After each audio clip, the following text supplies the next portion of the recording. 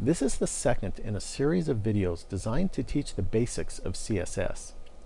If you are new to CSS and have not yet watched the first video in this series, then you might want to go back and watch that video before watching this one. This video will talk more about selectors. The selector is used to select the elements that will receive the style. Let's take a look at some of the many ways that selectors can be specified. Go to littlewebhut.com and click on the CSS tab.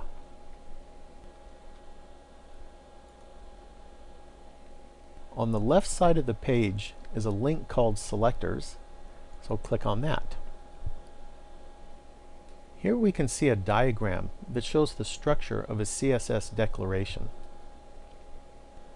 In this example, both the margin and the text align property here will be applied to the div element.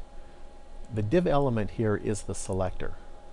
In this case, the selector just simply uses the name of the element that the property should be applied to. But there are many ways that a selector can be specified. And this method, by the way, is called the type selector. And we can see it right here. If we click on this link, we can get more information about the type selector. As you can see here, you can specify just a single element name, like we did here, the H3 element, or you can specify multiple element names by separating them with a comma. What this says here is that this text align property will be set to center for the P, the H1, and the H2 elements. I can press the test button here if I want to try this out. Here's my styles up here in the style section, and here are the H1, H2, H3, and P elements. So when I press the view button, I can see that the H1 text, the H2 text, and the P text are all aligned to the center, just like this style right here specified. And then I can also see that the H3 text here is aligned to the left side, just like this style here specified. Let's go look at another selector type now. I'm going to go back to our previous page and click on the selectors link again. And this time I'm going to look at the universal selector. So I'll click on that link right here. The universal selector uses an asterisk and is used to select all elements. We can see an example if we press the test button here. Since the asterisk here matches all elements, this says that the color property is going to be set to red for all elements. And here we have an H1 element and we have a P element. So when I press the view button, we notice that both the H1 text and the P text are both red. Now let's go look at the class selector. So as before, we'll go back to our previous page and click on the selectors link. And then here's the link for the class selector. So I'll click on that. This selector specifies a class name, which in this case is TST1. Whenever you use a class name, you must precede it with a period as shown here. This style will be applied to all elements that have a matching class attribute name. Here the H1 element has a class attribute set to TST1, and this P element also has a class attribute set to TST1. So since both of these elements have a class attribute that matches the TST1 up here for the style, that means that this text property will be set to center for both the H1 and the P elements. Let's press the test button to try it out. When I press the view button here, we can see that the text for the H1 tag and the text for the P tag are centered. If I go up here to the P tag now, and I change the class name to TST2, when I press the view button, we'll see that the text for the P tag is no longer centered.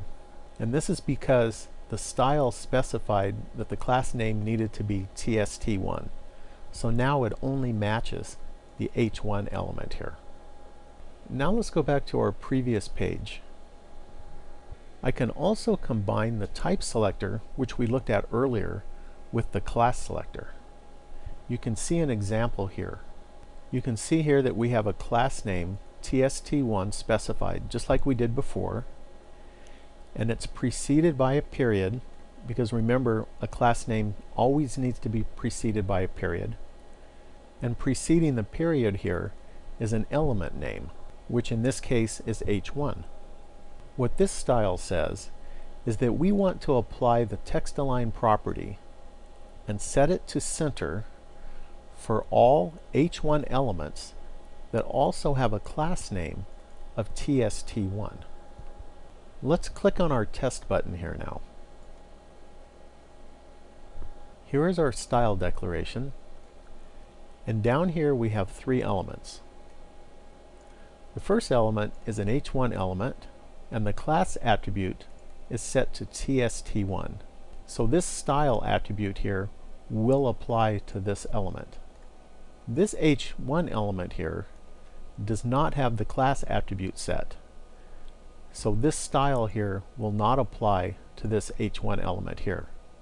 This p element here has a class attribute set to tst1, but since it's not an h1 element, this style also will not apply to the p element. When I press the View button, we can see that the style was only applied to the first element, which was both an h1 element and had a class attribute value of tst1. Let's take a quick look at one more selector type. Once again, we'll go back to our previous page and we'll click on the Selectors link.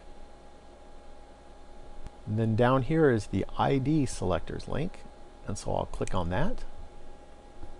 This selector specifies an ID name, which in this case is tst1.